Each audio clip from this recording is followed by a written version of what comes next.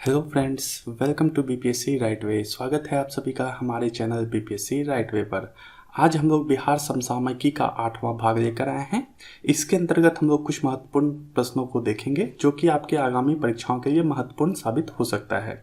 तो चलिए आगे बढ़ते हैं। अगर आपने अभी तक हमारे यूट्यूब चैनल को सब्सक्राइब नहीं किया है तो कृपया सब्सक्राइब कर लीजिए तथा बेल आइकन को जरूर दबा दीजिए जिससे कि हमारे आगे आने वाले वीडियो का नोटिफिकेशन आपको मिल सके।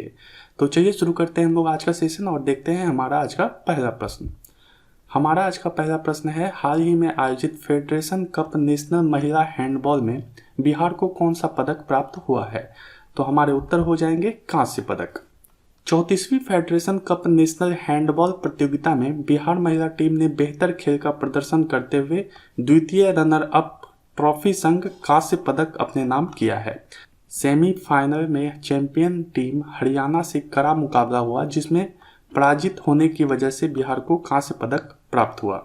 तो इसमें आप लोग याद रखिएगा कि बिहार को कौन सा पदक प्राप्त हुआ था, तो वह कांस्य पदक था। अगला प्रश्न, बिहार की किस महिला ने विश्व के चौथे सबसे ऊंचे पर्वत किलिमंजारो पर भारत का तिरंगा लहराकर देश को गौरवान्वित किया है? तो हमारे उत्तर हो जाएंगे लक्ष्मी झा। लक्ष्मी झा भारत की ओर से सबसे पहली महिला है जिसने कम से कम समय में किलिमंजारो पर्वत की चढ़ाई की है। उन्हें शिखर पर चढ़ने में सिर्फ 36 घंटे का समय लगा, जबकि अभी तक अन्य लोगों ने 6 से 8 दिन तक का समय लगाया है। तो महत्वपूर्ण प्रश्न है, इसमें आप लोगों को ध्यान रखना है कि बिहार से कौन थी, तो वह थी लक्ष्मी झा जिन्होंने किलिमंजारो पर्वत पर फतेह हासिल की है। अगला प्रश्न, निम्नलिखित में से किस कुल सचिव को ग्रीन एम्बेसडर अवार्ड से सम्मानित किया गया है? तो हमारे उत्तर हो जाएंगे डॉक्टर घनश्याम राय। शिक्षा अनुसंधान और प्रशासन के क्षेत्र में बेहतर कार्यों के लिए पूर्णिया विश्वविद्यालय के कुल सचिव डॉक्टर घनश्याम राय को ग्रीन एम्बेसडर अवार्ड से सम्मानित किया गया है। अगला प्रश्न, जल जीवन सर्वेक्षण 2023 की हाल ही में जारी रिपोर्ट में बिहार के कितने जिलों ने शीर्ष स्थान प्राप्त किया है? तो हमारे उत्तर हो जाएंगे 4। केंद्र सरकार की पेयजल एवं स्वच्छता विभाग जल शक्ति मंत्रालय की ओर से जल जीवन सर्वेक्षण 2023 के तहत जनवरी के लिए जारी राष्ट्रव्यापी रैंकिंग में बिहार के समस्तीपुर जिले को देश भर में पहला स्थान मिला है।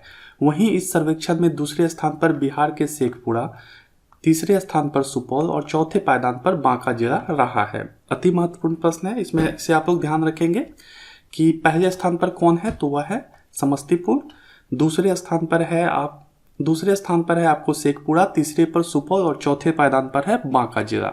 यानी कि बिहार से 4 जो हैं टॉप जिले पहले 4 स्थान पर हैं। ठीक है। अगला प्रश्न, हाल ही में बिहार में मरचा चावल को जीआई टैग दिया गया है। यह मरचा चावल बिहार के किन जिलों से संबंधित है? तो हमारे उत्तर हो जाएंगे पश्चिम चंपारण। बिहार के पश्चिम चंपारण जिले के सुगंधित मरचा धान को जियोग्राफिकल इंडिकेशन यानी कि जीआई टैग प्राप्त हुआ है। धान की इस स्वदेशी किस्म का उत्पादन केवल बिहार के पश्चिम चंपारण क्षेत्र में ही होता है। मरचा यानी कि मेरचा धान की इस विशेष किस्म का आकार काली मिर्च से मिलता जुलता होता है। यह धान बेहद सुगंधित और स्वादिष्ट होता है। इससे बनने वाले सुगंधित चूड़े की देश भर में ख्याति प्राप्त है। तो महत्वपूर्ण प्रश्न है कि किसी भी मरचा चावल को जो है जीआई टैग प्रदान किया गया है और यह मरचा चावल कहाँ पर उत्पादित होता है, तो वह होता है पश्चिम चंपारण में।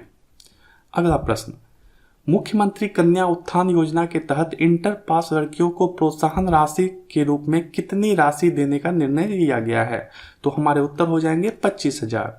बिहार की नीतीश सरकार ने मुख्यमंत्री कन्या उत्थान योजना के तहत इंटर पास लड़कियों को प्रोत्साहन राशि देने के लिए 400 करोड़ की स्वीकृति दी है। साथ ही तत्काल 132 करोड़ आवंटित भी कर दिया है। ये प्रोत्साहन राशि सभी कोटि के अविवाहित छात्राओं को प्रति छात्रा 25-25 हजार रुपये दी जाएगी। तो आप लोग ध्यान रखेंगे कि किसे दिया जा रहा है, तो वह दिया जा रहा है अविवाहित छात्राओं को। और कितना दिया जाएगा, तो वह दिया जाएगा 25,000 रुपये प्रति छात्र। अगला प्रश्न, असंगठित क्षेत्र के कामगारों के मामले में बिहार का देश में कौन सा स्थान है? तो हमारे उत्तर हो जाएंगे दूसरा। असंगठित क्षेत्र के कामगारों के मामले में बिहार देश में दूसरे पायदान पर है। केंद्र सरकार के ई श्रम पोर्टल पर निबंधन से इसका खुलासा हुआ है। केंद्र श्रम एवं रोजगार मंत्रालय ने 26 अगस्त 2021 को देश भर के लगभग 43.7 करोड़ असंगठित श्रमिकों को ई श्रम पोर्टल से जोड़ने का लक्ष्य तय किया है। पोर्टल से जुड़ने का उद्देश्य देश के सभी असंगठित क्षेत्र के कामगारों तक सरकार की सामाजिक सुरक्षा योजनाओं का लाभ पहुंचाना है। तो इसमें बिहार जो है कौन से स्थान पर है, तो वह है दूसरे स्थान पर, यानी कि असंगठित क्षेत्र के कामगारों के मामले में जो है बिहार दूसरे स्थान पर है। अगला प्रश्न, आकांक्षी जिलों की डेल्टा रैंकिंग में शिक्षा सेगमेंट में देश के टॉप 5 जिलों में बिहार से कितने जिलों का चयन हुआ है? तो हमारे उत्तर हो जाएंगे 2। नीति आयोग के द्वारा जारी आकांक्षी जिलों की डेल्टा रैंकिंग में शिक्षा सेगमेंट में देश के टॉप 5 जिलों में बिहार का शेखपुरा जिला पहले स्थान पर और दूसरा जिला जो है वह है पूर्णिया।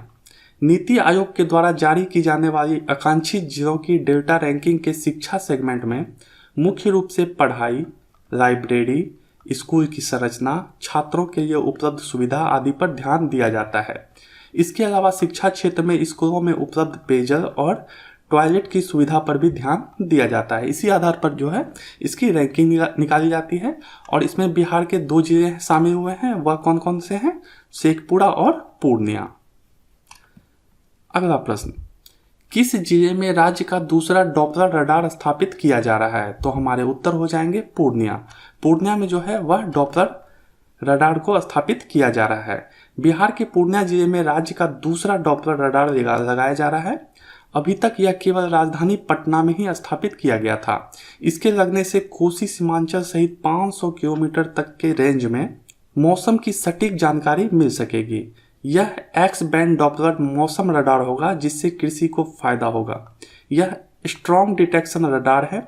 इससे इस क्षेत्र में जो ट्रफ लाइन है और साइक्लोन या बंगाल की खाड़ी में जो सिस्टम डेवलप होता है उसका सटीक पूर्वानुमान के साथ चेतावनी जारी किया जा सकता है। तो महत्वपूर्ण प्रश्न है, इसे आप लोग ध्यान रखेंगे कि दूसरा कहाँ पर स्थापित किया जा रहा है, तो वह स्थापित किया जा रहा है पूर्णिया में, और पहला कहाँ पर स्थापित किया गया था, तो वह किया गया था पटना में। अगला प्रश्न, बेंगलुरु में आयोजित इंडिया ग्रांड प्रिक्स 4 2023 में भाला फेंक स्पर्धा में बिहार से किसने स्वर्ण पदक जीता है? तो हमारे उत्तर हो जाएंगे अंजनी कुमारी। अंजनी ने सीनियर महिला वर्ग में 47.03 मीटर दूर भाला फेंककर तमिलनाडु की हेमा मालिनी नीलकंठा जिसने कि 46.27 मीटर जो है भाला फेंका था, राजस्थान की उमा चौधरी जिसने कि 45.73 मीटर और असम की रुंजुन पेंगू जिसने कि 43.62 मीटर को हराकर सफलता हासिल की है। तो इसमें अंजनी को कौन सा पदक मिला है? तो इसमें अंजनी को जो है वह स्वर्ण पदक मिला है, ठीक है, भाला फेंक में।